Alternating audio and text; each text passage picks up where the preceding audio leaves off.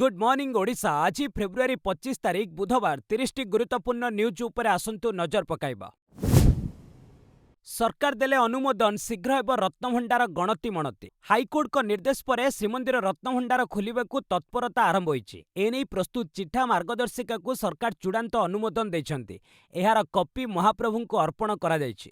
14 पृष्ठा विशिष्ट एसओपी रे गणति मणति प्रक्रिया वर्णना करा जायछि।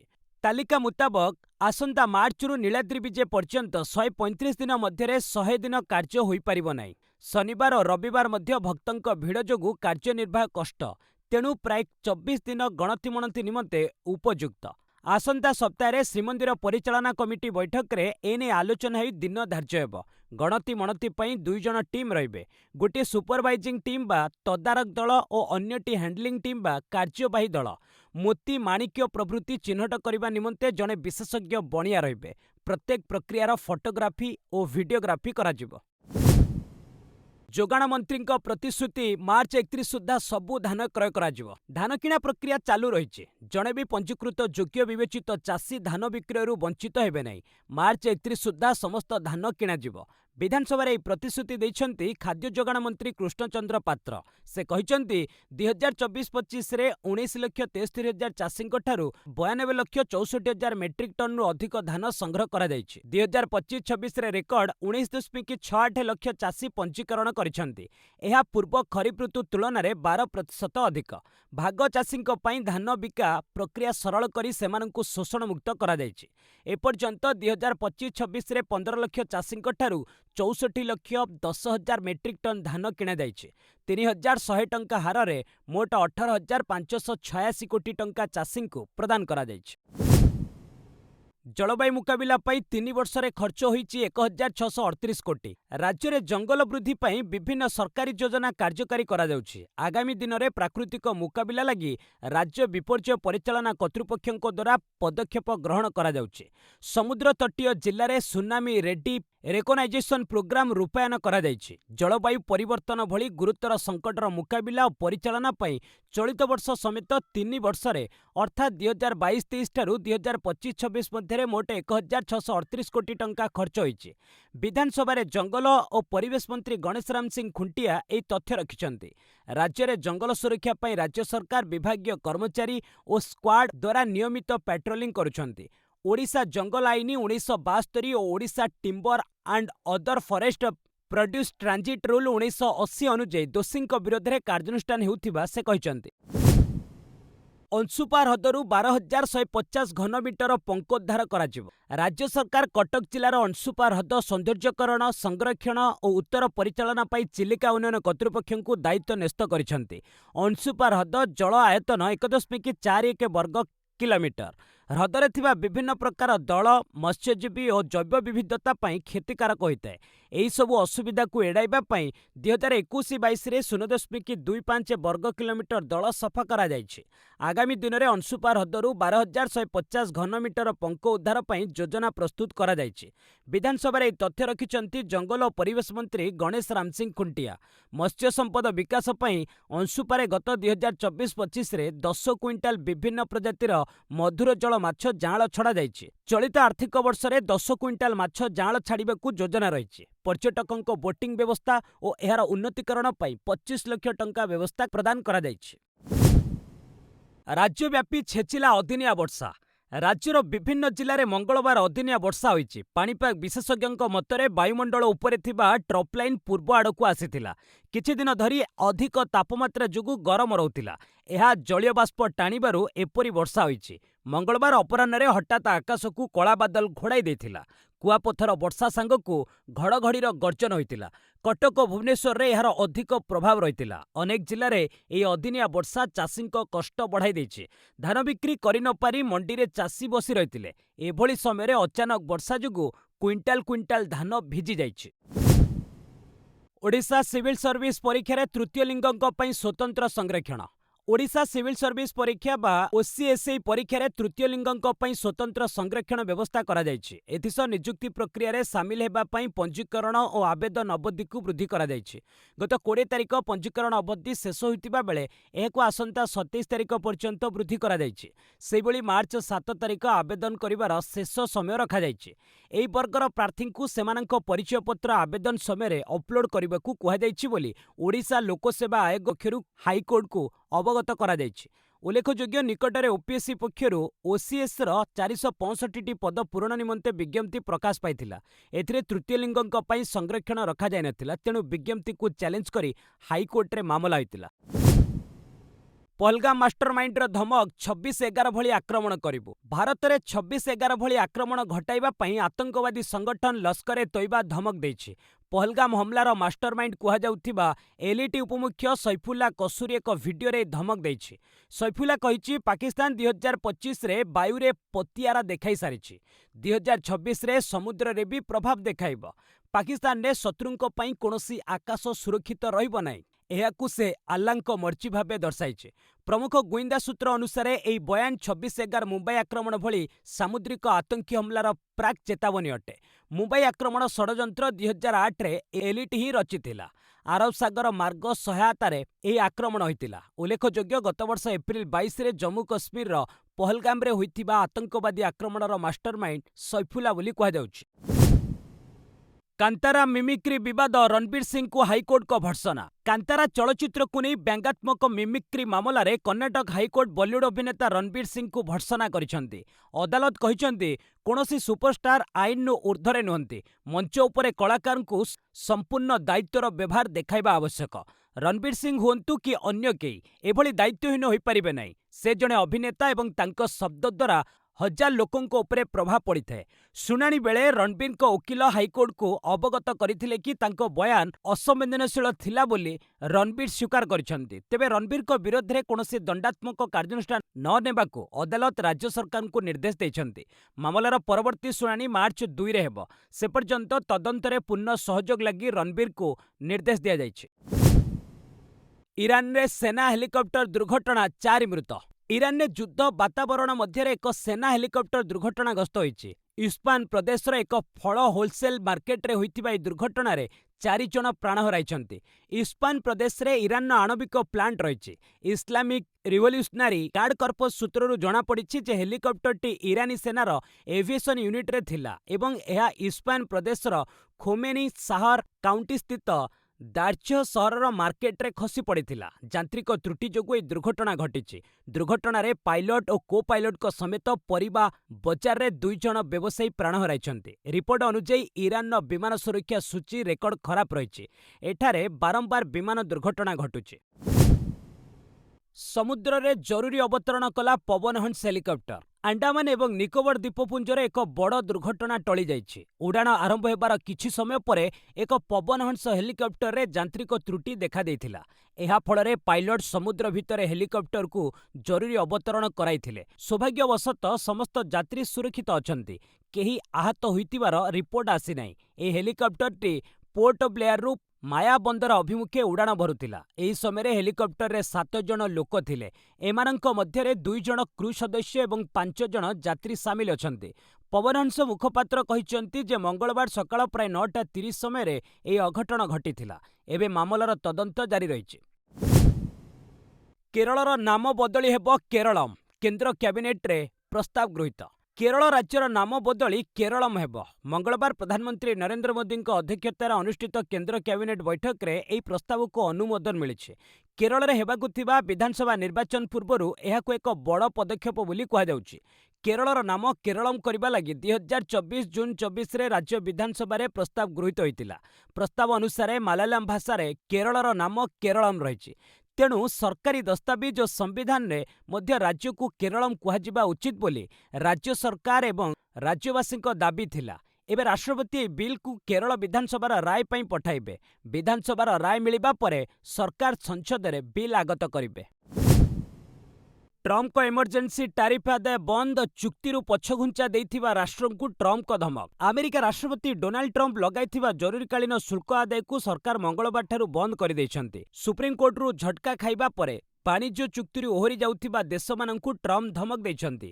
ସେ କହିଛନ୍ତି ଯେ ବାଣିଜ୍ୟ ଚୁକ୍ତି ନାମରେ ଆମେରିକା ସହ ଖେଳିବାକୁ ଚେଷ୍ଟା କରୁଥିବା ଦେଶଙ୍କୁ ଭୟଙ୍କର ପରିଣାମର ସମ୍ମୁଖୀନ ହେବାକୁ ପଡ଼ିବ। ଏହି ଦେଶଗୁଡ଼ିକଠାରୁ ଆହୁରି ଅଧିକ ଶୁଳ୍କ ଆଦାୟ କରାଯିବ। ସୂଚନାଯୋଗ୍ୟ ଯେ ଆମେରିକାର ସୁପ୍ରିମକୋର୍ଟ 4 ଦିନ ତଳେ ଟ୍ରମ୍ପ ଲଗାଇଥିବା ଶୁଳ୍କଗୁଡ଼ିକୁ ବେଆଇନ ଘୋଷଣା କରିଥିଲେ। ଅନ୍ୟପଟେ ଆମେରିକା କଷ୍ଟମ୍ସ ଏବଂ ସୀମା ସୁରକ୍ଷା ଆମଦାନୀକାରୀମାନଙ୍କୁ ସେମାନଙ୍କ କାର୍ଗୋ ସିଷ୍ଟମରୁ ଏହି ଶୁଳ୍କ ସହିତ ଜଡ଼ିତ ସମସ୍ତ କୋଡ୍ ହଟାଇବା ପାଇଁ ନିର୍ଦ୍ଦେଶ ଦେଇଛି। ଅନେକ ଲୋକଙ୍କ ନିଶାଣାରେ ଅଛି, କେବେ ଯାଏ ବଞ୍ଚିବି ଜଣାନାହିଁ, କହିଲେ ଟ୍ରମ୍ପ। ଆମେରିକାର ରାଷ୍ଟ୍ରପତି ଡୋନାଲ୍ଡ ଟ୍ରମ୍ପଙ୍କୁ ମୃତ୍ୟୁ ଭୟ ଘାରିଛି। ସେ ଏତେ ମାତ୍ରାରେ ଭୟଭୀତ ହୋଇଯାଇଛନ୍ତି ଯେ କେତେ ଦିନ ବଞ୍ଚିବି ଜାଣିନାହାନ୍ତି ବୋଲି କହିଛନ୍ତି। ଟ୍ରମ୍ପ କ୍ଷୋଭର ସହ କହିଛନ୍ତି ଯେ ମୁଁ ଅନେକ ଲୋକଙ୍କ ଗୁଳିର ଶିକାର ହେଉଛି। ହ୍ୱାଇଟ୍ ହାଉସ୍ରେ ଟ୍ରମ୍ପ ଦେଇଥିବା ଏହି ମନ୍ତବ୍ୟକୁ ତାଙ୍କ ରିସର୍ଟରେ ହୋଇଥିବା ଅନୁପ୍ରବେଶ ଘଟଣା ସହିତ ଯୋଡ଼ି ଦେଖାଯାଉଛି। ରବିବାର ଦିନ ଜଣେ ବ୍ୟକ୍ତି ଡୋନାଲ୍ଡ ଟ୍ରମ୍ପଙ୍କ ମାର-ଇ-ଲାଗୋ ରିସର୍ଟରେ ପ୍ରବେଶ କରିବାକୁ ଚେଷ୍ଟା କରିଥିଲେ। ସୁରକ୍ଷା କର୍ମୀମାନେ ତାଙ୍କୁ ଗୁଳି କରି ହତ୍ୟା କରିଥିଲେ। ରାଷ୍ଟ୍ରପତିଙ୍କ ସୁରକ୍ଷା ଏଜେନ୍ସି ସିକ୍ରେଟ୍ ସର୍ଭିସ୍ କହିଛି ଯେ ବ୍ୟକ୍ତି ଜଣକ ବେଆଇନ ଭାବେ ସୁରକ୍ଷିତ ଅଞ୍ଚଳରେ ପ୍ରବେଶ କରିବାକୁ ଚେଷ୍ଟା କରୁଥିଲେ। ସେ ଏକ ବନ୍ଧୁକ ଧରିଥିଲେ। ମୃତ ବ୍ୟକ୍ତି ଉତ୍ତର କାରୋଲିନାର ବାସିନ୍ଦା ଥିଲେ। ଏପର୍ଯ୍ୟନ୍ତ ତାଙ୍କ ପରିଚୟ ମିଳିପାରିନାହିଁ। ପଶ୍ଚିମବଙ୍ଗ ଏସ୍ଆଇଆର୍କୁ ନେଇ ସୁପ୍ରିମକୋର୍ଟଙ୍କ ନିର୍ଦ୍ଦେଶ, ଦାବି ସମାଧାନ ପାଇଁ ଓଡ଼ିଶା, ଝାଡ଼ଖଣ୍ଡ ସିଭିଲ ବିଚାରପତିଙ୍କୁ ଲଗାଅ। ପଶ୍ଚିମବଙ୍ଗରେ ଏସ୍ଆଇଆର୍ ପ୍ରକ୍ରିୟାର 80 ଲକ୍ଷ ଦାବିର ସମାଧାନ ପାଇଁ 2ଟି ରାଜ୍ୟର ସିଭିଲ ଜଜ୍ଙ୍କୁ ନିୟୋଜିତ କରିବାକୁ ସୁପ୍ରିମକୋର୍ଟ ଅନୁମତି ପ୍ରଦାନ କରିଛନ୍ତି। ରାଜ୍ୟରେ ଏସ୍ଆଇଆର୍ ପ୍ରକ୍ରିୟାକୁ ତ୍ୱରାନ୍ୱିତ କରିବାକୁ ଝାଡ଼ଖଣ୍ଡ ଏବଂ ଓଡ଼ିଶାର ସିଭିଲ ଜଜ୍ଙ୍କ ସହାୟତା ନେବା ପାଇଁ କୋଲକାତା ହାଇକୋର୍ଟକୁ ନିର୍ଦ୍ଦେଶ ଦେଇଛନ୍ତି। ଏହାର ସମସ୍ତ ଖର୍ଚ୍ଚ ନିର୍ବାଚନ କମିଶନ ଉଠାଇବେ ବୋଲି କହିଛନ୍ତି। ସେହିପରି 28 ତାରିଖ ସୁଦ୍ଧା ରାଜ୍ୟର ଚୂଡ଼ାନ୍ତ ଏସ୍ଆଇଆର୍ ତାଲିକା ପ୍ରକାଶ କରିବାକୁ ପ୍ରଧାନ ବିଚାରପତି ସୂର୍ଯ୍ୟକାନ୍ତ, ଜଷ୍ଟିସ୍ ଜୟମାଲ୍ୟ ବାଗ୍ଚି ଏବଂ ଜଷ୍ଟିସ୍ ବିପୁଲ ଏମ୍ ପାଞ୍ଚୋଲିଙ୍କ ଖଣ୍ଡପୀଠ ନିର୍ବାଚନ କମିଶନକୁ କହିଛନ୍ତି। ଯାଞ୍ଚ ପ୍ରକ୍ରିୟା ଆଗକୁ ବଢ଼ିଲେ ନିର୍ବାଚନ କମିଶନ ଏକ ଅତିରିକ୍ତ ତାଲିକା ପ୍ରକାଶ କରିପାରିବେ ବୋଲି ସ୍ପଷ୍ଟ କରିଛନ୍ତି।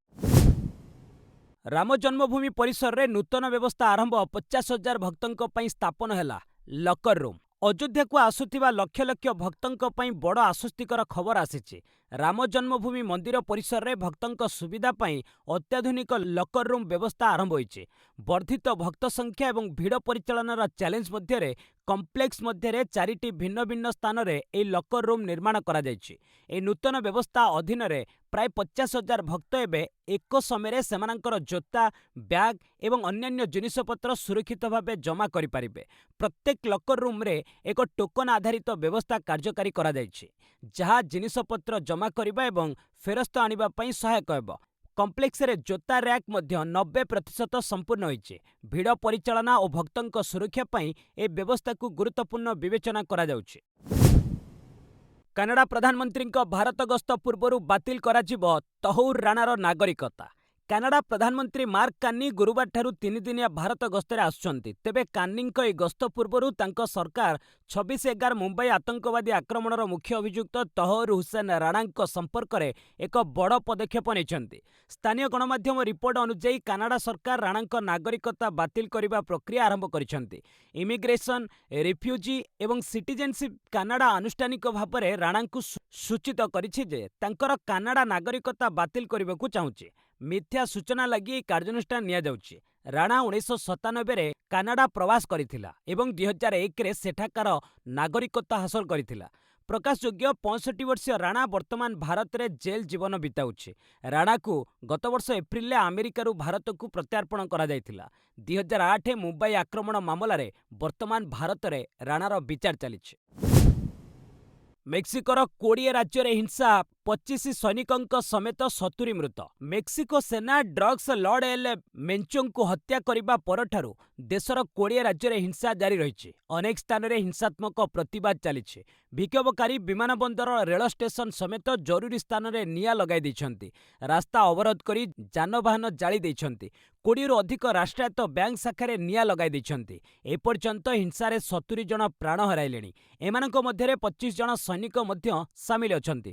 ଅନ୍ୟପଟେ ମେକ୍ସିକୋ ପ୍ରତିରକ୍ଷା ମନ୍ତ୍ରୀ ରିକାର୍ଡୋ ଟ୍ରେଭିଲା କହିଛନ୍ତି ଯେ ମେଞ୍ଚୋଙ୍କୁ ଧରିବା ପାଇଁ ତାଙ୍କ ପ୍ରେମିକାଙ୍କୁ ଟ୍ରାକ୍ କରାଯାଇଥିଲା। ତାଙ୍କ ମାଧ୍ୟମରେ ମେଞ୍ଚୋଙ୍କ ଠିକଣା ଜଣାପଡ଼ିଥିଲା ପରେ ଡ୍ରଗ୍ ଲର୍ଡଙ୍କୁ ନିପାତ କରାଯାଇଥିଲା। ଉକ୍ତ ସ୍ଥାନରୁ ସେନା ବହୁ ପରିମାଣର ଅସ୍ତ୍ରଶସ୍ତ୍ର ଜବତ କରିଥିଲା। ଏଆଇ ସମ୍ମିଳନୀରେ ହଙ୍ଗାମା ମାମଲା, ଯୁବ କଂଗ୍ରେସ ଅଧ୍ୟକ୍ଷ ଉଦୟ ଭାନୁ ଗିରଫ। एआई इम्पैक्ट सम्मिलनी रे सार्ट खोली विक्षोभ प्रदर्शन मामलें भारतीय युव कांग्रेस राष्ट्रीय अध्यक्ष उदय भानु चिप को दिल्ली पुलिस गिरफ करिछि। तांकु पटियाला हाउस कोर्ट रे हाजर करी 7 दिन पई रिमांड रे नेबाकू पुलिस निवेदन करिथिला। अन्य अभियुक्त माने विभिन्न राज्य रे थिबारु सेमानंकु सामना सामनी जेरा पई अधिक समय दरकार बोली कुहा जायथिला। उदय भानुଙ୍କ वकील रिमांड को विरोध करी कहिथिले जे तांको महकिल तदंतरे सहयोग करिथिले। से घटनास्थल रे भी उपस्थित नथिले, तेणु गिरफ्तारीर कौनसी आवश्यकता नाही। उभय पक्षंकु सुनिबा परे कोर्ट 4 दिन पई हेफाजत को मंजूरी देइथिले। एबे पुलिस प्रतिवाद पछरे थिबा संपूर्ण षडयंत्र एवं योजनार पर्दाफाश करबाकू उदय भानुଙ୍କୁ जेरा करिबो। पूर्वतन पाकिस्तान प्रधानमंत्री इमरान खान को हेला आखि चिकित्सा। जेल थिबा पाकिस्तान पूर्वतन प्रधानमंत्री इमरान खान को मंगलवार आखिर चिकित्सा करा जायछि। इस्लामाबाद स्थित Pakistan institute of medical sciences रे एथिलागी इमरान को भर्ती करा जायथिला। एठारे तांकु आखि इंजेक्शन न द्वितीय डोज दिया जायथिला। 73 वर्षीय इमरान को स्वास्थ्यावस्था वर्तमान स्थिर थिबा हॉस्पिटल पक्षरु जारी विवृत्ति रे कहा जायछि। तेबे इमरान को परामर्शदाता सैयद जुल्फिकर अभियोग करिसेंति जे तांको व्यक्तिगत डाक्तर और परिवार सदस्यों को भेटिबाकू अनुमति दिया जाउनी। प्रकाशयोग्य दुर्नीति अभियोग रे इमरान 2023 मसीहारू जेल ले बंदी अछंती। जामिन पाई हाईकोर्ट को द्वारस्थ हेले शंकराचार्य अभिमुक्तेश्वरानंद। स्वामी अभिमुक्तेश्वरानंद सरस्वती विरोध में यौन निर्यातना मामला अलाहाबाद हाईकोर्ट रे पहुंची। शंकराचार्य हाईकोर्ट रे आगुआ जामिन आवेदन दाखल करिसेंती। ए आवेदन वकील राजश्री गुप्ता, सुधांशु कुमार एवं श्री प्रकाश को मामला रे दाखल करा जायतिला। खूब शीघ्र यार शुणाणी हेबा नै आशा करा जाउछि। प्रकाशयोग्य तुलसी पीठाधीश्वर स्वामी रामभद्राचार्य शिष्य आशुतोष ब्रह्मचारी धारा 173 अनुଯାयी जिला कोर्ट रे आवेदन करथिले। कोर्ट बलात्कार एवं पॉक्सो स्पेशल कोर्ट मामला रुजु करी पुलिस को तदंत निर्देश दैछन्ते। कोर्ट के निर्देश को पालन करे पुलिस एक मामला रुजु करिछे। टाटा सन्स चेयरमैन को तृतीय कार्यकाल निष्पत्ति स्थगित। टाटा सन्स बोर्ड निजर वर्तमान चेयरमैन एन चंद्रशेखरन को तृतीय कार्यकाल प्रदान करने निष्पत्ति को स्थगित रखिछि। टाटा ट्रस्ट अध्यक्ष तथा टाटा सन्स उपाध्यक्ष नोएल टाटा आपत्ति कारण यह पदक्षेप निया जायछि। गत आर्थिक वर्ष रे टाटा सन्स आय 24.3% ह्रास पाइथिबा बेले एयर इंडिया और बिग बास्केट भली नुआ निवेश रे व्यापक क्षति घटुछि। एही परिप्रेक्षी रे नोएल टाटा मुख्यतः 4टी शर्त रखिछन्ति। टाटा सन्स को शेयर बजार रे तालिकाभुक्त न करिबा, कंपनी को ऋणमुक्त रखिबा, उच्च विपद थिबा स्थान रे अत्यधिक पुंजीनिवेश न करिबा एवं क्षति को नियंत्रण करिबा। बोर्ड सदस्य माने एही प्रसंग रे भोटिंग करिबाकू प्रस्ताव दैथिले। शेयर बजार रे बड़ ह्रास 1068 पॉइंट खसिला सेंसेक्स। मंगलवार भारतीय शेयर बजार रे बड़ धरणर ह्रास देखिबाकू मिलिछि। आईटी क्षेत्र में कृत्रिम बुद्धिमत्तार प्रभाव आशंका, अमेरिका ईरान मध्य उत्तेजना एवं ट्रम्प को नुआ टारिफ चेतावनी कारण बीएसई सेंसेक्स 1068.74 पॉइंट खसी 82,225.92 रे बंद होईछि। सेपरी एनएसई निफ्टी मध्य 288.35 पॉइंट ह्रास पाई 25,424.65 रे बंद होईछि। विशेषकर आईटी शेयर गुड़िकर सर्वाधिक बिक्री देखिबाकू मिलिछि। टेक महिंद्रा सर्वाधिक 6.6% खसीथिबा बेले एसीएल टेक, इन्फोसिस, टीसीएस एवं एल&टी भली कंपनी गुड़िक क्षति सहिचंती। अन्य पक्षरे NTPC, Hindustan Unilever, Tata steel और रिलायंस भली शेयर लाभरे रहितिला। विश्व बजार दुर्बल संकेत एवं बढ़ुतिबा अशोधित तैल दर निवेशकों को निराश करिछि। एहार प्रभाव रे मुद्रा बजार रे मध्य ह्रास घटिछि एवं अमेरिकीय डॉलर तुलन में भारतीय टंकार मूल्य 6 पैसा खसी 90.95 टंकार स्थिर रहिछि। रियल्टी एवं स्मॉल कैप शेयर रे मध्य निम्नमुखी धारा देखा देइछि। मझी आकाश रे इंजिन खराब, जरूरी अवतरण कला स्पाइस जेट विमान। मझी आकाश रे आतंक खेली जाइछि। मंगलवार सकाळे लेह अभिमुखे उड़ाण आरंभ करिथिबा एक स्पाइस जेट विमानर इंजिन रे त्रुटि देखा देबारु एही स्थिति सृष्टि होइतिला। एथि जोगु विमान पुणी जातीय राजधानी दिल्ली को फेरी आसिछि। एहा सुरक्षित भावे इंदिरा गांधी अंतर्जातीय विमान बंदर रे जरूरी अवतरण करिछि। विमानर समस्त यात्री एवं क्रू सदस्य सुरक्षित अछंती। सूचना अनुसार SG-121 नंबर विशिष्ट ए बोइंग 737 विमान प्राय 150 जन यात्री को नहीं यात्रा करुथिला। स्पाइसजेट मुखपात्र कहिसंती जे कॉकपिट रे कोनोसी अग्निकांड सतर्कता जारी होई नथिला। क्रमागत भावे विमान गुड़िकर एभली यांत्रिक त्रुटि देखा जाउथिबारु यात्री को सुरक्षा को नहीं प्रश्नवाची सृष्टि होइछि। टी20 विश्वकप रे आज श्रीलंका न्यूजीलैंड मुकाबिला चलित टी20 विश्वकप सुपर 8 राउंड रे आज ग्रुप 2 रे श्रीलंका न्यूजीलैंड मुकाबिला हेबो। उभय दल पई ए मैच गुरुत्वपूर्ण। सुपर 8 राउंड रे श्रीलंका प्रथम मैच रे इंग्लैंड ठारू पराजित होई सारिछि। सेमीफाइनल ले पहुंचीबाकु हेले घरोई दल को बाकी दुईटी जाक मैच जितिबाकु पड़िबो। न्यूजीलैंड रो प्रथम मैच पाकिस्तान विपक्ष रे वर्षा जोगु बातिल हो जाइथिला। ए मैच रु दल 1 पॉइंट अर्जन करिथिला। तेणु सेमी रे प्रवेश पाई न्यूजीलैंड को मध्य दुईटी जाक मैच जितिबाकु हेबो, कारण 3 पॉइंट रे सेमीफाइनल ले पहुंची हेबो नाही। उभय दल परस्पर को 25 थर भेटिछंती। एथिरु न्यूजीलैंड 16टी मैच जितिछि, श्रीलंका 9टी मैच रे विजयी होइछि। श्रीलंका महिला दिनिकिया सीरीज प्रथम मैच रे ऑस्ट्रेलिया ठू हारिला भारत।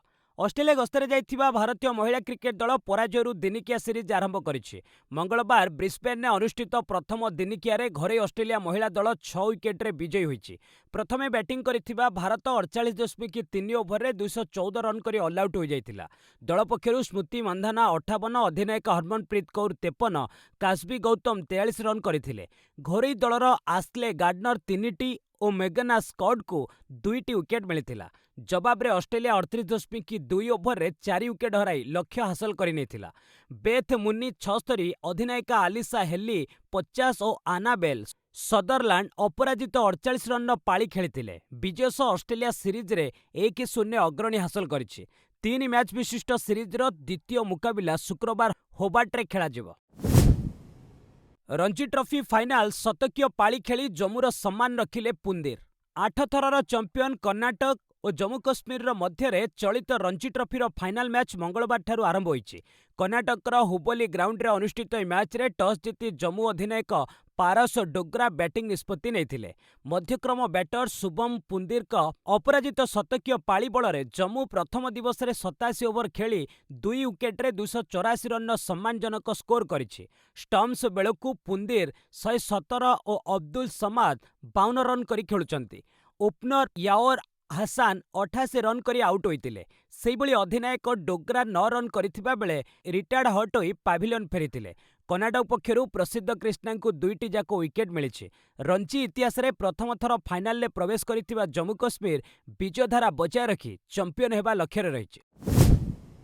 बापांको स्वास्थ्यावस्था पई घर को फेरिले रिंकू, जिम्बाब्वे विपक्ष रे खेलिबेनी। Team India batter Rinku Singh मंगलवार अभ्यास छाड़ी घर को फेरी जाइछंती।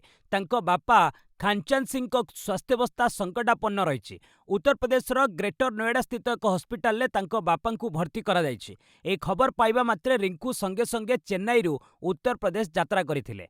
बॉम्बे हेबो वर्षे हेबो तांको बापा कैंसर रे पीड़ित अछंती। रिंकू आसंता जिम्बाब्वे विपक्ष सुपर 8 मैच खेलिबा नै आशंका देखा देइछि। जदि से मैच न खेलंती ताहले संजू सैमसन अक्षर पटेल को मध्यरु जणे एकादश रे स्थान पाइबा निश्चित। चलित विश्वकप रे रिंकू ग्रुप पर्याय रे 4टी मैच खेली यथाक्रमे 6-1, अपराजित 11, अपराजित 6 रन करथिले। टी20 विश्वकप पाकिस्तान को हराइला इंग्लैंड, हैरी ब्रुक को शतक। पल्लेकेले अंतर्जातीय क्रिकेट स्टेडियम रे खेला जाइथिबा टी20 विश्वकप रो सुपर 8 मैच रे इंग्लैंड रोमांचकर ढंगरे पाकिस्तान को 2 विकेट रे परास्त करिछि। टॉस जीति प्रथमे बैटिंग करिथिबा पाकिस्तान निर्धारित 20 ओवर रे 9 विकेट हराई 164 रन संग्रह करिथिला। पाकिस्तान पक्षरु साहिबजादा फरहान सर्वाधिक 63 रन करिथिबा बेले इंग्लैंडर लियाम डसन 3टी विकेट नैथिले। 165 रो विजय लक्ष्य नै पड़िया को ओह्लाइथिबा इंग्लैंड को पाकिस्तानी बोलर विशेष करी शाहीन आफरीद कड़ा टक्कर देइथिले। मात्र इंग्लैंड बैटर हैरी ब्रुक को विस्फोरक शतक बल दल 5टी बॉल बाकी थाई 19.1 ओभर रे 8 विकेट हराई विजय लक्ष्य हासिल करि नेथिला। एही चमत्कार पाଳି पई हैरी ब्रुक को प्लेयर ऑफ द मैच विवेचित करा जाइछि। कांतारा मिमिक्री विवाद, रणबीर सिंह को हाईकोर्ट को भर्त्सना। कांतारा चलचित्र को नहीं व्यंगात्मक मिमिक्री मामला रे कर्नाटक हाईकोर्ट बॉलीवुड अभिनेता रणबीर सिंह को भर्त्सना करिसेंती। अदालत कहिसेंती कोनोसी सुपरस्टार आईन नु ऊर्ध्वरे नुहंती। मंच उपरे कलाकार को संपूर्ण दायित्वर व्यवहार देखाइबा आवश्यक। रणबीर सिंह हुंतु कि अन्य केही एभली दायित्वहीन होई परिबे नाही। से जणे अभिनेता एवं तांको शब्द द्वारा हजार लोकंक उपरे प्रभाव पड़िଥାଏ। शुणाणी बेले रणबीरଙ୍କ ओकिल हाईकोर्टକୁ ଅବଗତ କରିଥିଲେ କି ତାଙ୍କ ବୟାନ ଅସମ୍ବେଦନଶୀଳ ଥିଲା ବୋଲି ରଣବୀର ସ୍ୱୀକାର କରିଛନ୍ତି। ତେବେ ରଣବୀରଙ୍କ ବିରୋଧରେ କୌଣସି ଦଣ୍ଡାତ୍ମକ କାର୍ଯ୍ୟାନୁଷ୍ଠାନ ନ ନେବାକୁ ଅଦାଲତ ରାଜ୍ୟ ସରକାରଙ୍କୁ ନିର୍ଦ୍ଦେଶ ଦେଇଛନ୍ତି। ମାମଲାର ପରବର୍ତ୍ତୀ ଶୁଣାଣି ମାର୍ଚ୍ଚ 2ରେ ହେବ। ସେପର୍ଯ୍ୟନ୍ତ ତଦନ୍ତରେ ପୂର୍ଣ୍ଣ ସହଯୋଗ ଲାଗି ରଣବୀରଙ୍କୁ ନିର୍ଦ୍ଦେଶ ଦିଆଯାଇଛି। ଏମ୍ସରେ 2551 ନର୍ସିଂ ଅଫିସର ପଦବୀ ପାଇଁ ବିଜ୍ଞପ୍ତି ଜାରି। ଅଖିଳ ଭାରତୀୟ ଆୟୁର୍ବିଜ୍ଞାନ ସଂସ୍ଥାନ ପକ୍ଷରୁ ନର୍ସିଂ ଅଫିସର ପଦବୀ ପାଇଁ ନୂତନ ନିଯୁକ୍ତି ବିଜ୍ଞପ୍ତି ପ୍ରକାଶ ପାଇଛି। ଏହି ନିଯୁକ୍ତି ପ୍ରକ୍ରିୟା ମାଧ୍ୟମରେ ସମୁଦାୟ 2551ଟି ପଦବୀ ପୂରଣ କରାଯିବ। ଆଶାୟୀ ଓ ଯୋଗ୍ୟ ପ୍ରାର୍ଥୀମାନେ ଅଫିସିଆଲ ୱେବସାଇଟ୍ aimsexams.ac.in ଜରିଆରେ ଅନଲାଇନ୍ ଆବେଦନ କରିପାରିବେ। ଆବେଦନ ପ୍ରକ୍ରିୟା 24 ଫେବୃଆରୀରୁ ଆରମ୍ଭ ହୋଇଥିବା ବେଳେ ଏହାର ଶେଷ ତାରିଖ ମାର୍ଚ୍ଚ 16 ରଖାଯାଇଛି। ଆବେଦନକାରୀ ବିଏସସି ନର୍ସିଂ କିମ୍ବା ପୋଷ୍ଟ ବେସିକ୍ ବିଏସସି ନର୍ସିଂ କରିଥିବା ଆବଶ୍ୟକ। ଯଦି ପ୍ରାର୍ଥୀ ଜିଏନ୍ଏମ୍ ଡିପ୍ଲୋମା କରିଛନ୍ତି ତେବେ ଅତି କମ୍ରେ 50 ଶଯ୍ୟା ବିଶିଷ୍ଟ ଡାକ୍ତରଖାନାରେ 2 ବର୍ଷର କାର୍ଯ୍ୟ ଅଭିଜ୍ଞତା ଥିବା ବାଧ୍ୟତାମୂଳକ। ପ୍ରାର୍ଥୀଙ୍କ ବୟସ 18ରୁ 30 ବର୍ଷ ମଧ୍ୟରେ ହୋଇଥିବା ଦରକାର। ନିୟମ ଅନୁଯାୟୀ ସଂରକ୍ଷିତ ବର୍ଗର ପ୍ରାର୍ଥୀଙ୍କ ପାଇଁ ବୟସ ସୀମା କୋହଳ କରାଯାଇଛି। ପ୍ରାର୍ଥୀ ଚୟନ ପାଇଁ 2ଟି ପର୍ଯ୍ୟାୟରେ କମ୍ପ୍ୟୁଟର ଭିତ୍ତିକ ପରୀକ୍ଷା ହେବ। ପ୍ରିଲିମିନାରୀ ପରୀକ୍ଷା 11 ଏପ୍ରିଲ ଏବଂ ମେନ୍ ପରୀକ୍ଷା 30 ଏପ୍ରିଲରେ ଅନୁଷ୍ଠିତ ହେବ। बस आज एट रखा पुणी नहीं आसबि लेटेस्ट अपडेट से पर्यंत विदाय नौछि। जय हिंद जय भारत।